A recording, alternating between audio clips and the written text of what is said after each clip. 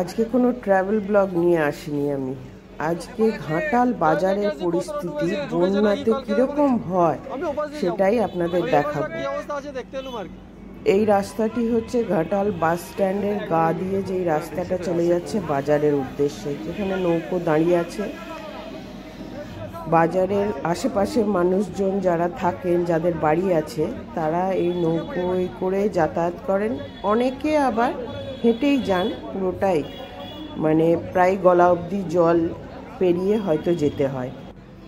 আর এইটি হচ্ছে ঘাটাল যে ব্রিজ আছে, ব্রিজের গা দিয়ে যেই রাস্তাটা নদীর পাড় দিয়ে বাজারের উদ্দেশ্যে যাচ্ছে, সেই রাস্তাটি।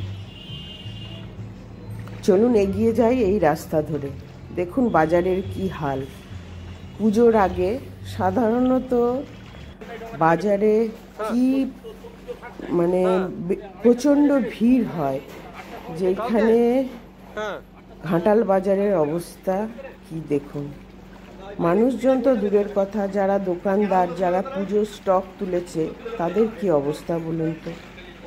এই বন্যা হলে ঘাটালের কিন্তু এই পরিস্থিতিই হয়।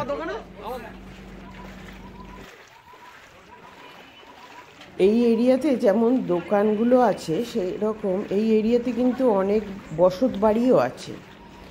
এই বন্যার কদিন ওদের ইলেকট্রিসিটি থাকে না, জল থাকে না।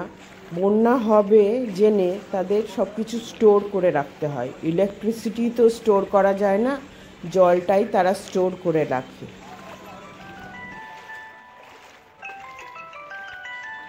সামনে যারা হেঁটে যাচ্ছে তাদের দেখে বুঝতে পারছেন হয়তো যে কতটা জল।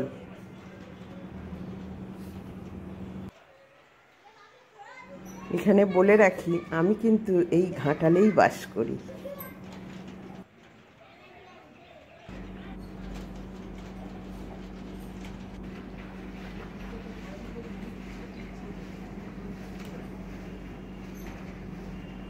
যত দূর দেখা যাচ্ছে জল আর জল।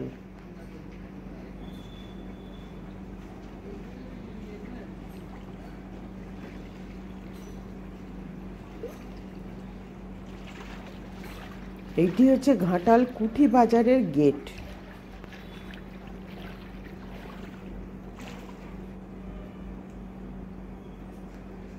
এইটি হচ্ছে ঘাটাল মিউনিসিপ্যালিটি মার্কেটের অবস্থা। এই মার্কেটটা যথেষ্ট উঁচু, কিন্তু মার্কেটের ভেতরেও জল, দোকানের ভেতরেও জল।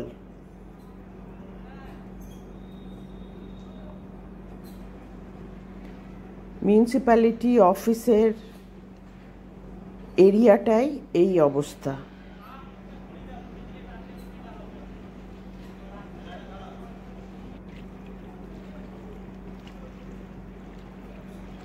প্রতিটি বাড়িতে জল, প্রতিটি দোকানে জল।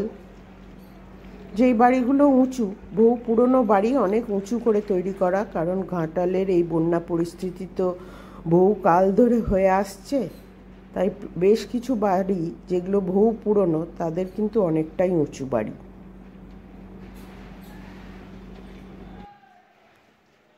বন্যার জল নেমে গেলে এই ব্যবসায়ীরা যে কতটা ক্ষতির মুখে পড়বে বা পড়ে প্রতি বছর, সেটা চিন্তার বাইরে। হয়তো অনেক দূর থেকে আপনারা ভিডিওটা দেখছেন। কি মনে হয় ঘাটালের মানুষজন কেমনভাবে বাস করে?